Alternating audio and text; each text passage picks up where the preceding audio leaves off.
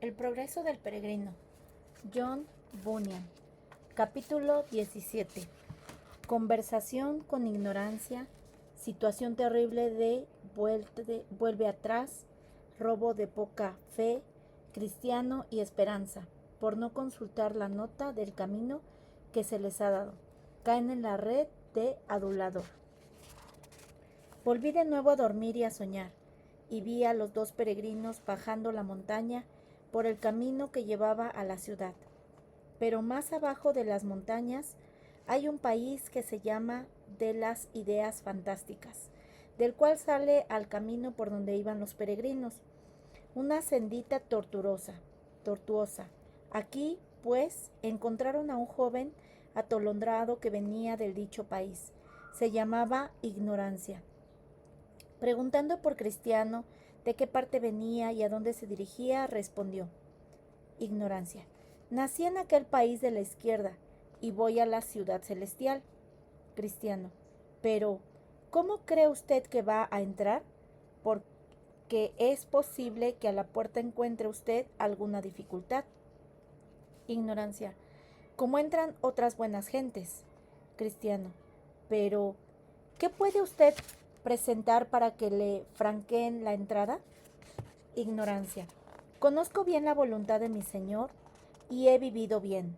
Doy a cada uno lo suyo, oro, ayuno, pago diezmos y doy limosnas, y he abandonado mi propio país para dirigirme a otro. Cristiano. Pero ¿no has entrado por la portezuela que está al principio de este camino? Te has colocado por esa senda tortuosa, y así me temo que por más que pienses bien de ti mismo, en el día de la cuenta encontrarás que, en vez de darte entrada a la ciudad, te acusarán de ser ladrón y robador. Ignorancia. Caballeros, sois enteramente extraños para mí, no os conozco. Seguid en buena hora vosotros la religión de vuestro país, yo seguiré la del mío, y espero que todo saldrá bien. En cuanto a la puerta de que me habláis, todo el mundo sabe que está muy distante de nuestro país. No creo haya uno siquiera en todo el país que conozca el camino de ella.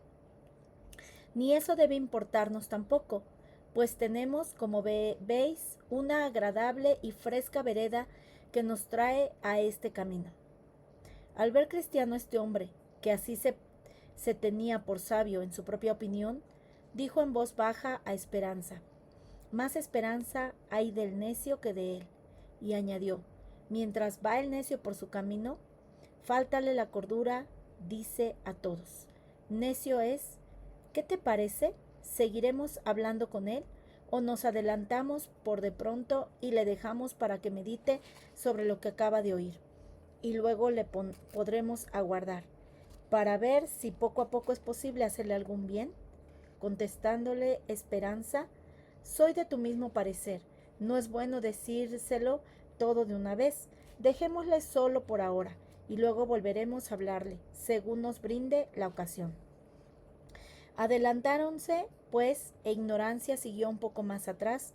No estaban aún muy delante cuando entraron en un paso muy estrecho y oscuro, donde encontraron a un hombre a quien habían atado 7 demonios con 7 fuertes cuerdas, y les volvía otra vez al postigo que los peregrinos habían visto en la falda del collado. Un gran temblor se apoderó de nuestros peregrinos al oír esto.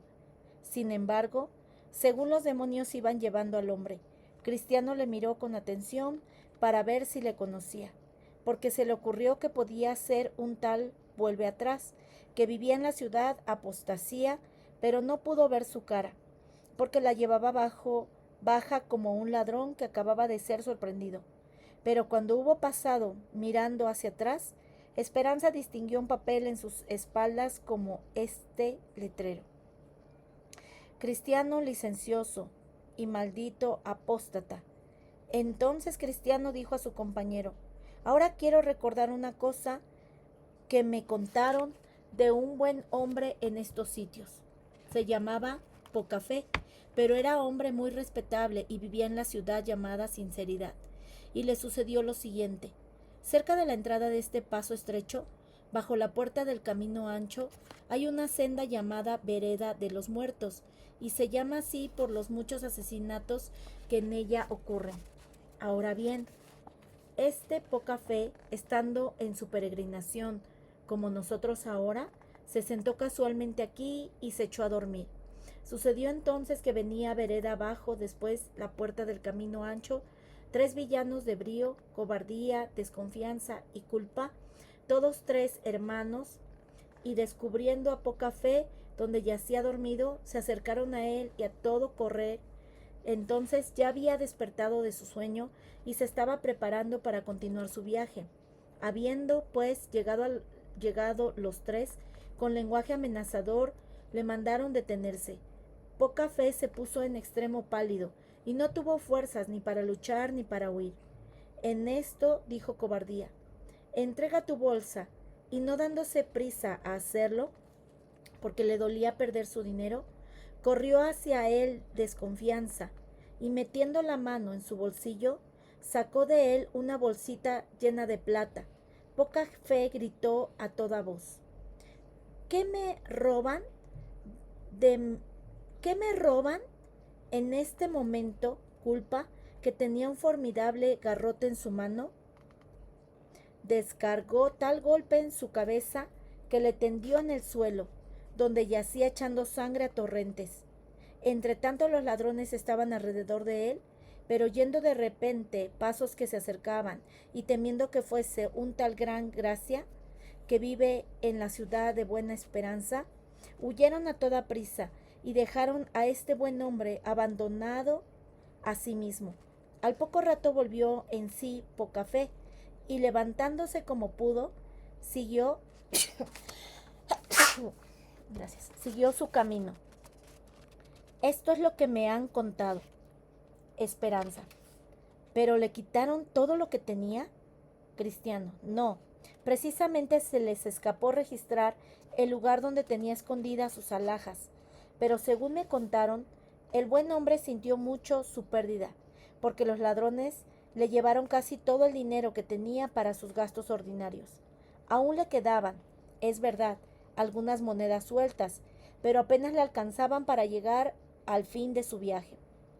Mas me contaron, si no estoy mal informado, que se vio obligado a mendigar, según viajaba, para poder vivir, porque no le era permitido vender sus alhajas.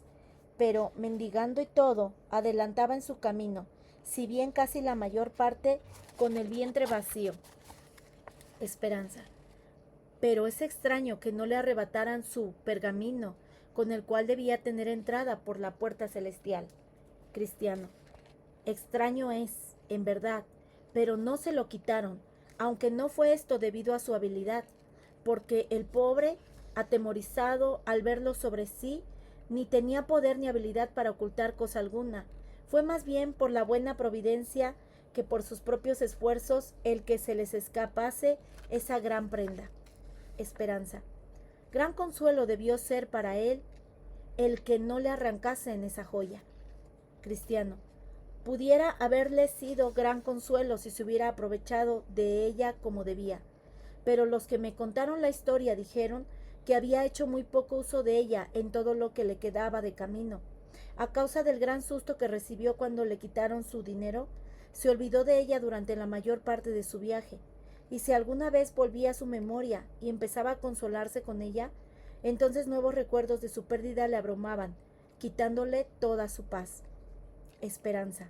Pobre, debió ser muy grande su aflicción. Cristiano.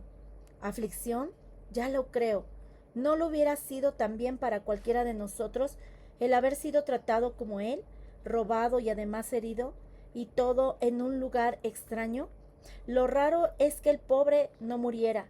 Me contaron que iba sembrando todo su camino con amargas y dolorosas quejas, contando a todos los que le alcanzaba o a quienes él alcanzaba, él como había sido robado y dónde, quienes habían sido los que lo hirieron y cuánto había perdido, cómo había sido herido y cómo a duras penas había escapado con vida. Esperanza. Pero me extraña una cosa, que no le ocurriese la idea de empeñar alguna de sus alhajas para tener con qué aliviarse en su camino. Cristiano, hablas como quien ha salido apenas del cascarón. ¿Por cuánto y a quién había de empeñarlas o venderlas? En el país donde fue robado no se apreciaban en nada sus joyas, ni tampoco le hubieran venido bien cualquier alivio que pudiera haber encontrado en aquel país. Sobre todo, si le hubiera faltado sus joyas a la puerta de la ciudad celestial, hubiera sido excluido.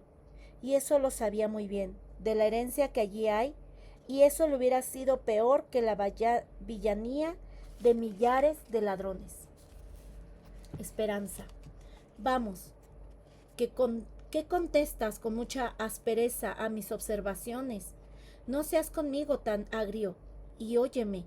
Esaú vendió su primogenitura, y eso por una vianda, y esa primogenitura era su joya más preciosa. Y si él lo hizo, ¿por qué no lo podía hacer también poca fe? Cristiano.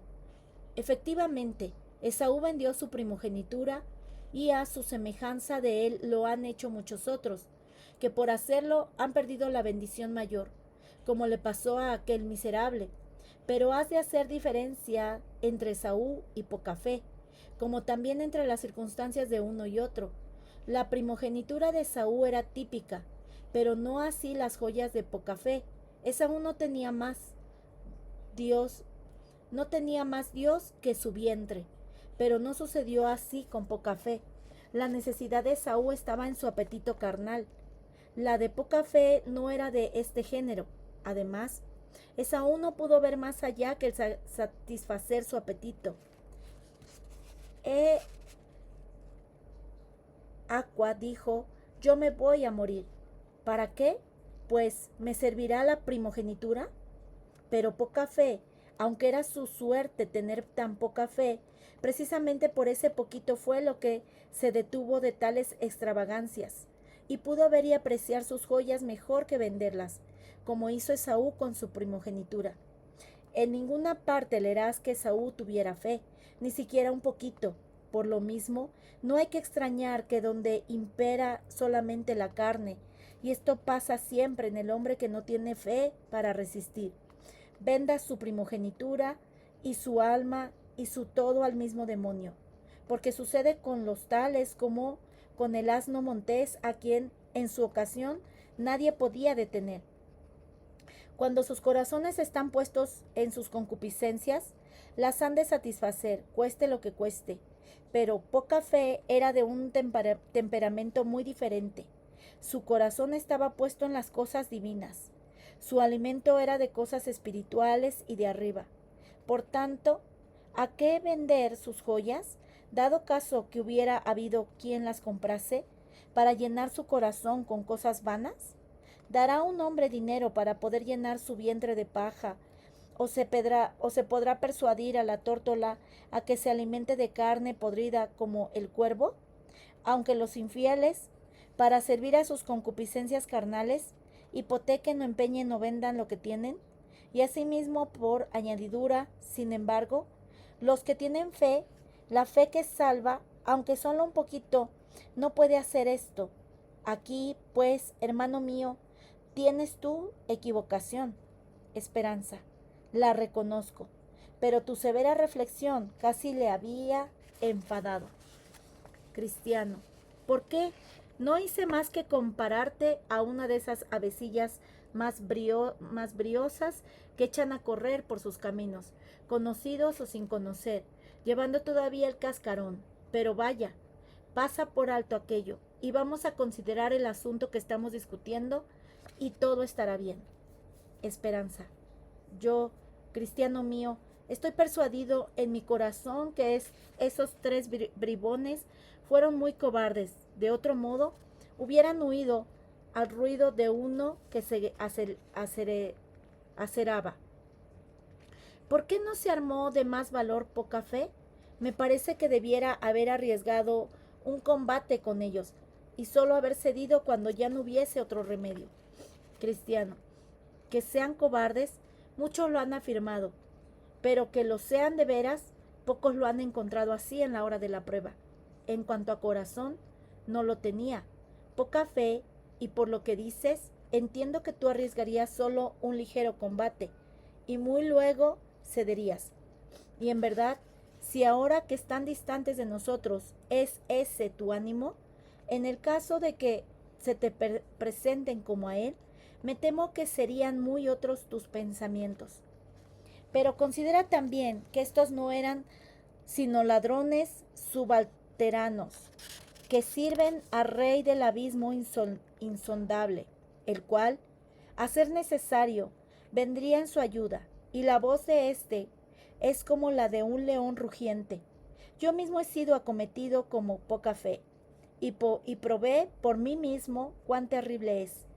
Los 3 bribones me acometieron, y habiendo empezado yo a resistir, como bien cristiano, dieron una pequeña voz, y al instante su amo se personó, y como dice el refrán, no hubiera dado 2 cuartos por mi vida, si no hubiera sido porque me veía vestido, según Dios quería, de armadura de prueba, y aun vestido así, apenas puede salirse airoso.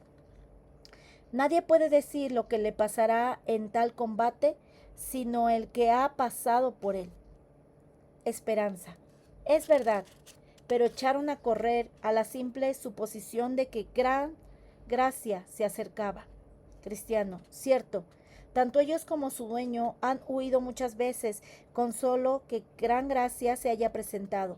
Y no debe extrañarse, porque él es campeón real. Pero me parece que debes admitir alguna diferencia entre poca fe y el campeón del rey. No son campeones todos los súbditos del rey y, por tanto, no todos pueden en la prueba hacer hazañas como él. Es doble pensar que un niñito venciese a Goliat como lo hizo David, o que haya en una avecilla la fuerza de un toro,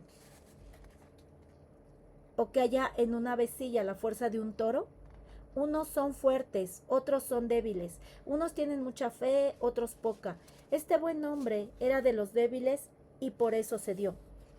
Esperanza. Ojalá hubiera sido gran gracia para bien de ellos. Cristiano. Voy a decirte una cosa. El mismo gran gracia hubiera tenido bastante que hacer, porque has de saber que aunque maneja muy bien las armas y los tiene a raya cuando le atacan a cierta distancia, sin embargo, si lo hacen de cerca, es decir, si cobardía, desconfianza o el otro logran entrar en él, poco han de poder para no echarle a tierra. Y una vez en tierra un hombre, sabes bien cuán poco puede. Cualquiera que mire el rostro de gran gracia verá en él cicatrices y heridas que se encargan de demostrar lo que digo. Aún más, he oído decir que en un combate llegó hasta decir, desesperamos aún de la vida. ¿Cuánto hicieron gemir, lamentar y aún gritar a David estos bribones? También Emán y Ezequías, aunque campeones en su tiempo, necesitaron grandes esfuerzos al ser asaltados por ellos, y pasaron muy malos ratos. Una vez Pedro quiso probar lo que podía, y aunque algunos dicen, él es príncipe de los apóstoles, le subyugaron de tal manera que le hizo temer una pobre muchacha. Además, el rey de ellos está siempre a la mano, donde pueda oírlos. Y si alguna vez les va mal, y le es posible, viene al instante en su ayuda. De él se ha dicho, cuando alguno lo alcanzare, ni espada ni lanza, ni dardo, ni coselete durará contra él. El hierro estima por paja y el acero por leño podrido. Saeta no le hace huir. Las piedras de honda se le tornan aristas. Tiene toda arma por hojarascas y del blandir de la pica se burla. ¿Qué puede hacer un hombre en tal caso? Verdad es que si pudiera un hombre tener en todas ocasiones el caballo de Job, y habilidad y valor para manejarle, haría cosas estupendas, porque su cerviz está vestida de relincho, no se intimará como alguna langosta, el resoplido de su nariz es formidable, escarba la tierra, alegrase en su fuerza, sale al encuentro de las armas, hace burla al espanto y no teme ni vuelve el rostro delante de la espada. Contra él suena la aljaba, el hierro de la lanza y de la pica, y él, con ímpetu y furor, escarba la tierra, sin importar el sonido de la bocina. Antes, como que dice entre los clarines, ¡Ea! Y desde lejos huele la batalla, el grito de los capitanes y el vocerío. Pero peones como tú y yo nunca debemos desear el encontrarnos con tal enemigo, ni gloriarnos de que podamos hacerlo mejor. Cuando oímos hablar de otros que han sido vencidos, ni engañarnos con la ilusión de nuestra propia fuerza, porque los que así hacen, por lo regular, salen peores de la prueba. Testigo Pedro, de quien he hablado antes, quería vanagloriarse, sí, quería, según le movía a decir su vano corazón, hacer más y defender más a su maestro que todos los otros. Pero, ¿quién tan humillado y corrido por estos bribones como él?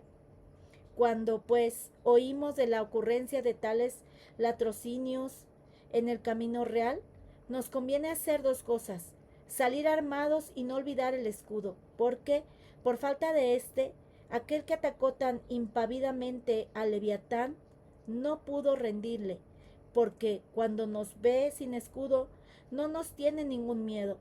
El que tenía más habilidad que todos ha dicho: sobre todo, tomad el escudo de la fe, con que podáis apagar todos los dardos de fuego del maligno.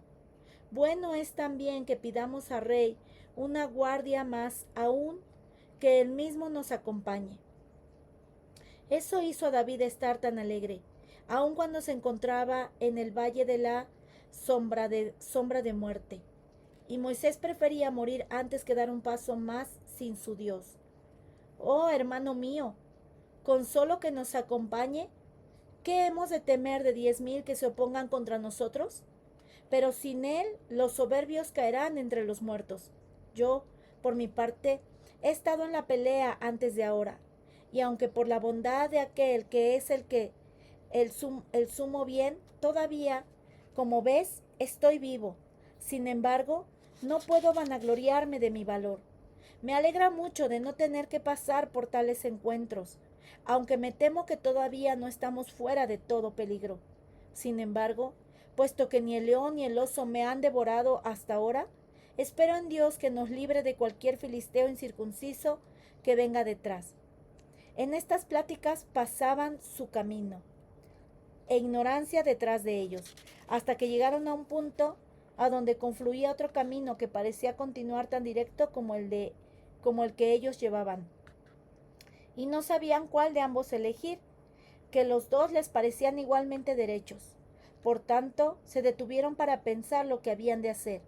A tiempo que se reunió con ellos un hombre que tenía su carne muy negra, pero cubierta de un vestido muy claro, les preguntó por qué se detenían allí. Buscamos, respondieron, la ciudad celestial, pero no sabemos cuál de dos caminos escoger. Seguidme, dijo el hombre, allá me dirijo yo también. Siguiéronle, pues, por el camino nuevo, pero éste gradualmente se iba torciendo, y hacía volver las espaldas a la ciudad a la que deseaban llegar, de tal modo que pronto vieron que se alejaban de ella. Sin embargo, continuaron andando.